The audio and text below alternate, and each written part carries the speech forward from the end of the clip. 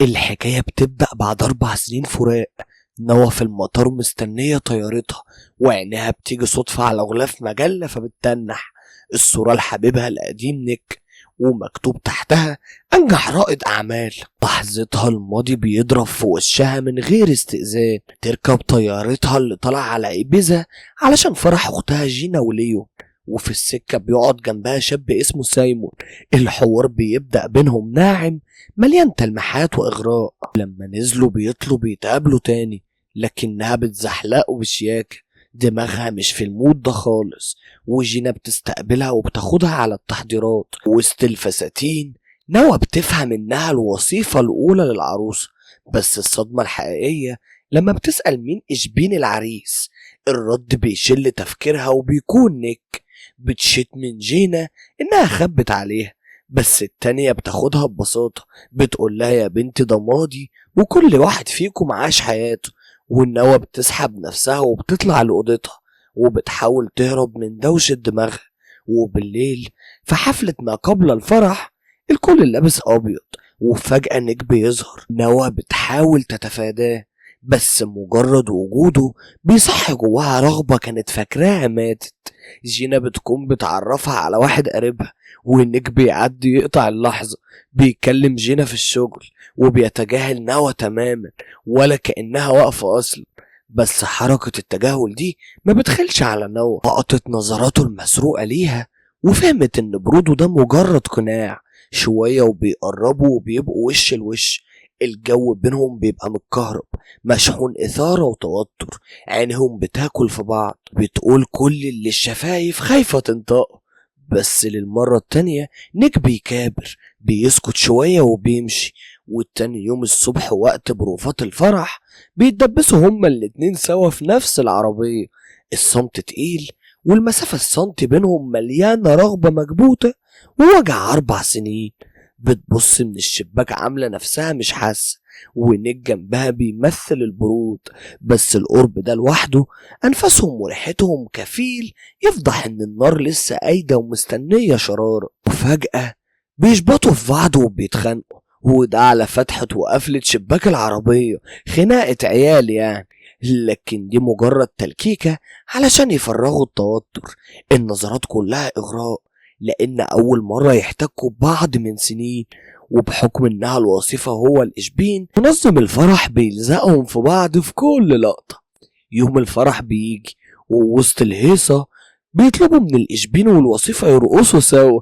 بيدبسوهم تاني مع بعض، وأخيرا بعد سنين سكوت بينطقوا وبيكبروا وبيحاولوا يثبتوا لبعض إن رجوعهم مستحيل. بس الكبرياء ده كله بيقع أول ما الرقصة بتخلص، وبيلاقوا نفسهم لازقين في بعض. أنفاسهم بتختلط، والرغبة القديمة بتصحى وبتولع في لحظة. بس نيك بيفوق وبيسحب نفسه. الوجع القديم لسه بياكل فيه. بيفكرها بعلاقتها بمايكل، وبيقول لها بكثرة إنه مش قادر ينسى خيانتها ليه، وبيسيبها وبيمشي. والباب بيتقفل بينهم من تاني. وفي الأيام اللي بعد كده بنشوف نوى بتدور على شغل، ونيك بيدفن نفسه في شغله علشان ينسى.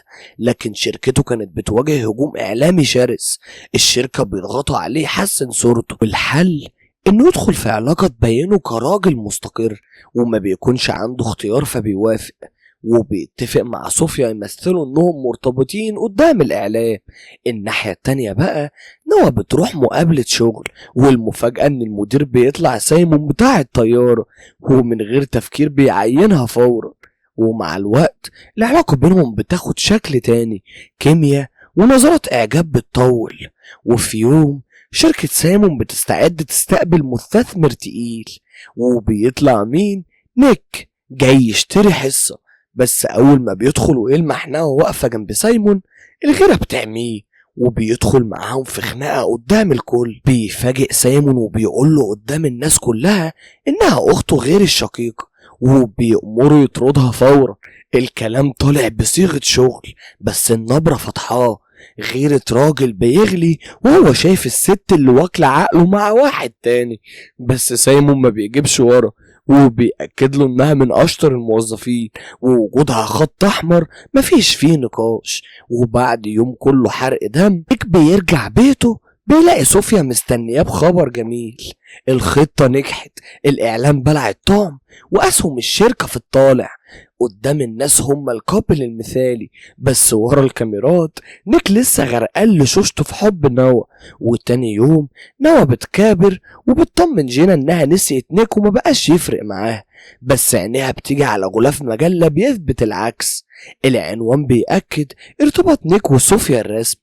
وفي عز المعمعة دي مايكل بيظهر من العدم وبيقابلها ببرود، وبيحذرها تبعد عن شغل نيك وما تجيبش سيرة انها شافته، وبيسيبها واقفة مش فاهمة حاجة. واللي ما تعرفوش ان نيك ممرمط مايكل ومقدم فيه بلاغ من ايام الجامعة باستغلال منصبه وعمل علاقة مع تلميذته، والشكوى دي لسه حاطة مستقبله على كف عفريت. نوا بتجيب اخرها، فبتروح لصوفيا محامية نيك وحبيبته الفيك وبتقولها لها في وشها وقفوا اللعب ده وسيبوا مايكل في حاله، وبتطلب منها توصل الكلام ده لنيك. وهو وسط كل ده عيلة رافايلا وويليام بيعملوا غدوة. الجو متكهرب وماجي مش متقبلة ويليام كأب، بس وجود نوا ونيك بيهدي الدنيا شوية. بس عين نيك ما بتنزلش من على نوا، الغيرة بتعميه وهو حاسس ان في حاجة بتطبخ بينها وبين سايمون، فبيستغل سلطته وبيطلع قرار يمنع اي ارتباط بين الموظفين. ولما نوا بتطلب من سايمون يفرمله، نيك ما بيهداش غير لما بيطفش سايمون بره الشركة خالص. بس سايمون بيشتريها وبيقول لها طز في الشغل، المهم اكون جنبك. فنوا بترمي استقالتها هي كمان، وقبل ما تمشي بتقف قصاد نيك وبتستفزه وبتقوله ان هي وسايمون ارتبطوا رسمي. الكلمة بتجننه، بغيرة راجل بياكله الشك بيسألها بوقاحة رحت معاه؟ فما بتسكتلوش، هو بترددها في وشه، انت اللي رمتني ودلوقتي عايش مع صوفيا واكيد مقضيينها سوا. وهو بتسيبه في الوقت ده وبتمشي والنار واكلة فيهم. شوية ونيك بيجيله خبر بيقطم ظهره، جدته أنابل اللي علاقتها بيه زي الزفت بتعترف له بسر خطير، وبتقوله انها بتتعالج من سرطان الدم بقالها 4 سنين وايامها في الدنيا معدودة، ده بسبب اصرارها انها بتثبت ان ماجي بنت ويليام، وبتترجاه يحميها بعد ما تموت. نيك بينهار حرفيا، ولما نوا بتشوفه مكسور كده قلبها بيحن وبتقف جنبه، بيمسك فيها وبيترجاها ما تسيبوش. وفي لحظة ضعف المسافات بتدوب، المكابرة بتترمي على الباب، والرغبة القديمة بتحرقهم هما الاتنين في ليلة ما بينسوهاش. بس الصبح نوا بتفوق على كابوس الندم، فبتسحب نفسها وبتهرب، لكن فجأة بيجيلها نزيف شديد وبتطير على الطوارئ.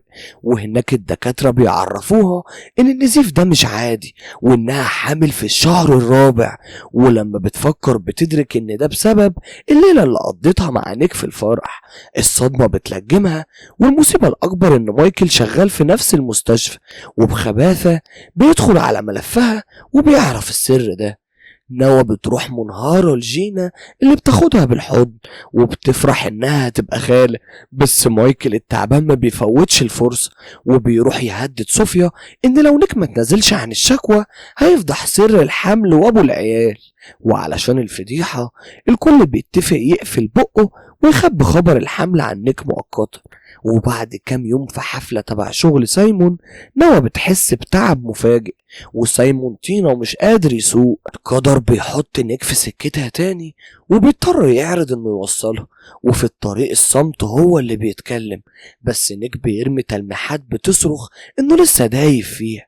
بس نوا كانت جابت اخرها واستوت وعايزة تقفل الصفحة دي للأبد. أيام وبتيجي الضربة التانية، أنابل بتموت، وفي الجنازة نوا بتاخد صوفيا على جنب وبتحكي لها إن مايكل عرف سر الحمل. بتقول لها بصراحة إنها هتهاجر مدينة تانية وتبدأ تاني من الصفر، وقبل ما تختفي بتعمل أحلى لقطة، بتوفق ماجي مع ويليام وتخليهم يبنوا علاقة أب وبنته بجد، وبتجيب النهاية مع سايمون وبتقطع علاقتها بيه تماما.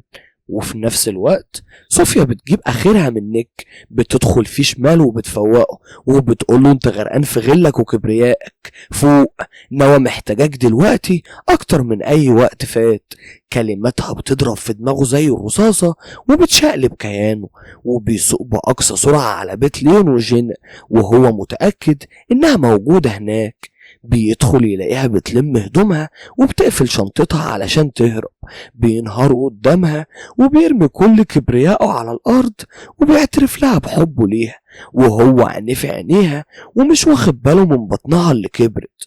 وهنا نوى بتبصله وبترفع هدومها وبتكشف له عن حملها. طبعا نيك بيتسمر من الصدمة، بس بيقول لها كلمة بتوجع أكتر: أنا لسه بحبك ودايب فيكي.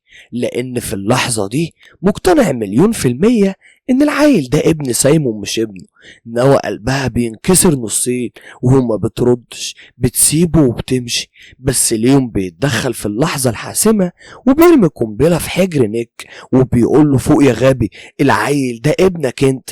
نيك الدم بيضرب في عروقه وبيطير من الفرح. بيلحقها قبل ما تبعد، ولما بيقف قدامها بتأكد له انها حامل في السادس.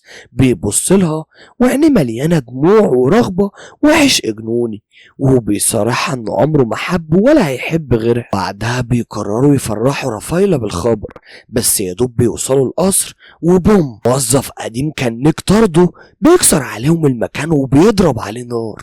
نيك بيتنقل عن مستشفى وبيطلع منها بأعجوبة مع ان الإصابات كانت مميتة، وبيدخل في غيبوبة بتستمر لشهور. وفي الفترة دي بيتولد طفلهم، ولما بيفوقوا وبيرجع لوعيه بيلاقي نوى وابنه مستنيينه. بيرجعوا بيتهم هم في قمة السعادة. نيك بيتعافى والطفل صحته زي الفل والدنيا تمام. بس الهدوء ده ما بيطولش، لأن فجأة ست مجنونة اسمها بريارد بتتسحب في السر وبتخطف الولا، ونوى بتطير وراها. وفجأة مايكل بيظهر من العدم وبيهجم على نيك. بريارد بتمسك سكينة وبتهددهم وهي بتصرخ بهستيريا إن الطفل ده بتاعها. وفي اللحظة الحاسمة كلب العيلة ثور بيطلع بطل الليلة وبيهجم على مايكل وبيختل توازنه فبيقع من البلكونة. نفس الوقت نوى بتنجح وبتنقذ ابنها. الشرطة بتوصل وبتقبض على بريارد ومايكل، وبعد فترة مش كتيرة نيك ونوى بيتجوزوا أخيرا وبيبدأوا صفحة جديدة سوا. بس المرة دي مصممين يعيشوا في سعادة وراحة بال، بعيد عن المشاكل والشك والعكنانة. وبكده يكون خلص فيلمنا. أشوف وشكم على خير. سلام يا أبطال.